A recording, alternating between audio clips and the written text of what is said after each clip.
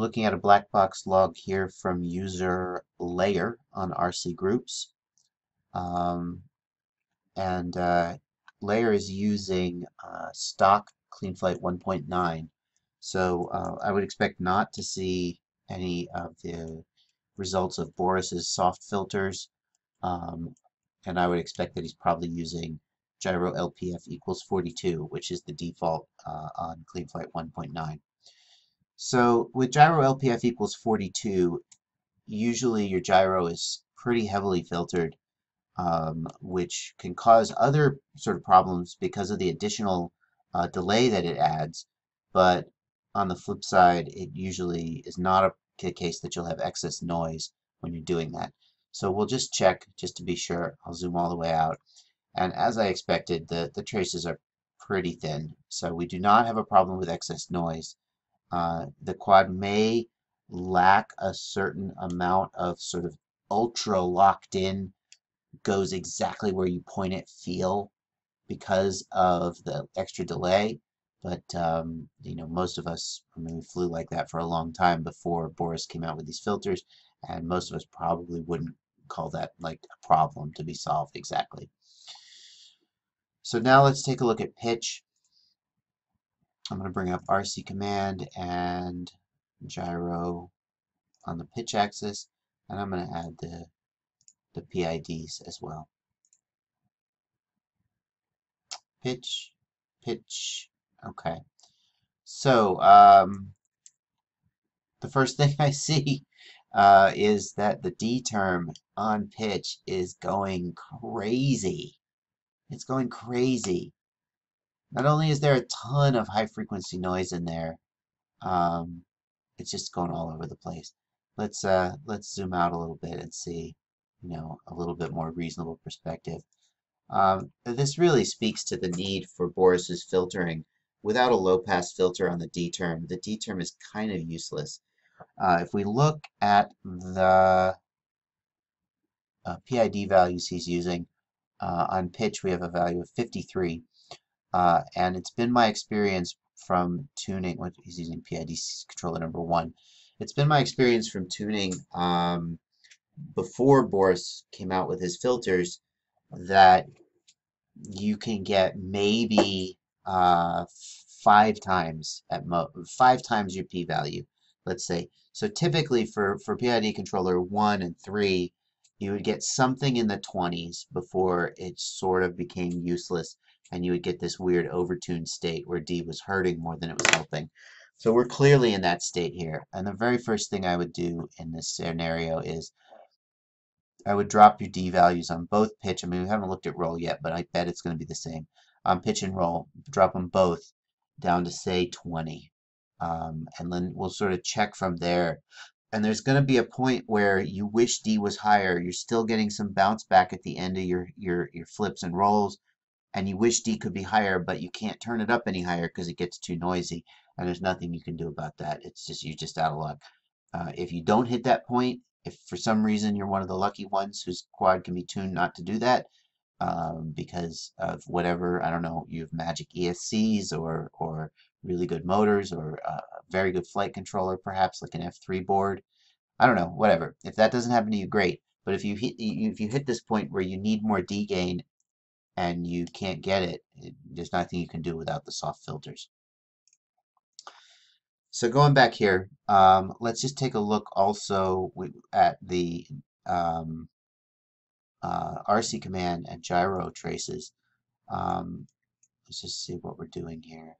It doesn't look like we're doing very much on the pitch axis. RC command is kind of not doing anything. So let's play it forward and see when RC command actually does anything. Well, there's a little bit of something. Not much. It looks like we're kind of just hovering, at least on the pitch axis. Does it ever do anything? Let me zoom out. No, RC command. This, I guess, is the place where RC command is the most doing anything. Let's zoom back in again.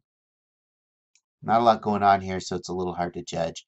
I don't see huge amounts of oscillations on this axis, but I also you're kind of not doing much. So I'm not sure I would really feel comfortable making an assessment of whether P was too high or too low. Well, it's probably not too high because it's just not doing anything. Oh my God, look at this. Look at this. Here's your high frequency signal and your low frequency imposed on each other. All these jigglings in here is high frequency noise that just needs to go, and you just don't have the option to get rid of it. You cannot get rid of it without the soft filters. By the way, if we add in, let me take RC command out of here for the time being and add in the motors. What are the motors doing in response to this? Oh man, look at that. That is a mess. Your poor motors. I mean, they're probably going to be fine, but oh, sorry, bumped the mouse. Look how rough those motor traces are. Look how rough they are. Your motors are just having to soak up all that extra energy. Your motors can't actually respond that fast because they're a physical object that can only spin up and down. You know, they can only accelerate so fast or decelerate so fast just because of inertia. But they're still, your ESC and your motor are soaking up all that electrical energy, just jerking back and forth. And that turns into heat basically. So this is why we're so glad to live in a world where soft filters are going to be standard in 1.10. Thank God. Thank you, Boris. Let me get rid of the motors. I will, let's take a look at the roll axis next. RC command roll and gyro roll and gyro PID roll. Take the gyro out because we already got it up here and see. Roll axis is normally noisier than the pitch axis on a mini quad because the mass of the quad is more centered on the roll axis and it is more distributed on the pitch axis. So there's usually more noise on the roll axis. One thing I notice here is that the D term is much higher magnitude on the roll axis than the P term. It's really hard to judge this without the soft filters because it's bouncing around so much. But in general, we still want to see the magnitude be about the same. My gut feeling is that D is too high on roll here. Well, even if we had filtering, it would be too high.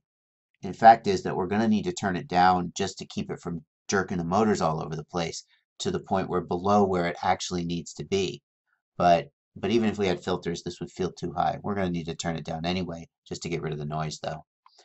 I do like to point out the I term on roll is usually centered when the copter is in forward flight because copters are usually symmetrical across the roll axis in terms of the thrust and the forces that act on them.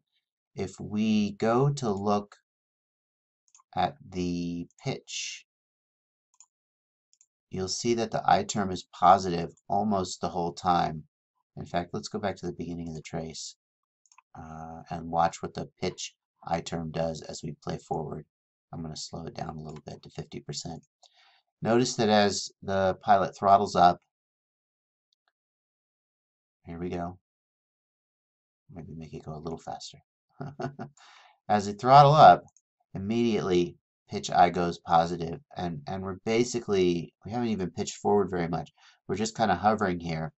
And that's because the CG is not exactly on line with the motor centroid, the central point between the motor's thrust, or because there's interactions between the thrust of the motors, the air moving across the motors, or the air moving across the copter. Any number of things cause this, and it means that the copter has to have some correcting force. That's the I term's job. So the I term here is positive, means that the copter is trying to pitch forward. It means that the copter has a natural propensity to pitch backward in hover or in forward flight or in whatever flight mode we're currently in. And the I term is correcting that. That's completely normal and there's nothing wrong with that.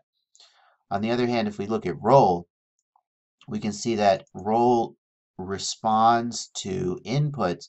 Roll I term responds to inputs, but generally I find that roll is positive. It's a 0 during normal flight. If we zoom out and just take a look at that, we're going to need to get rid of the D. Let's get rid of the D terms because they're just so cluttered and covering everything up. If we zoom out, we can see that roll is also Iterm is also positive, except right here when we do a right turn, it goes negative. So unless we were constantly doing left turns, which it doesn't look like we are based on the sticks, um, I might wonder whether there was something that was making this copter want to roll left, maybe a slight imbalance in the CG or something like that. I don't know. It's not a big deal. It's probably not something you need to fix or will ever really notice. It is interesting to note, though. Um, yeah, roll I is usually, well, here we go. Here now it's negative. Maybe we're just making left turns. I don't know. Now it's 0, so that's fine. Anyway, um, so we'll go back to looking at the P term on roll. And I'm looking for oscillations here. I don't see any really super strong moves. I'm just scanning now for big moves. There's something. Got a little bit of these shark fins here on this move. But if we look at the gyro trace, this is actually pretty good. RC command goes negative, gyro follows right along. RC command is 0, gyro is 0. Let me just draw attention to that with a little more emphasis. The stick is telling the copter what the pilot wants to do. So when the stick is centered, the gyro should be centered too. Now that's never going to happen perfectly in real life because in real life, the copter isn't perfect. It's not a simulator, right? So we see here that the gyro is following along. It might slightly be lagging the stick. Here it actually kind of appears to be leading the stick. But more or less, when the RC command leaves the axis, the gyro moves. And when the RC command is back at 0, the gyro is pretty close to there, back at 0. If we keep watching again, here's another move. And here we center back here. It is interesting that the gyro is leading RC command. So that's kind of interesting. I wonder what could be the cause of that.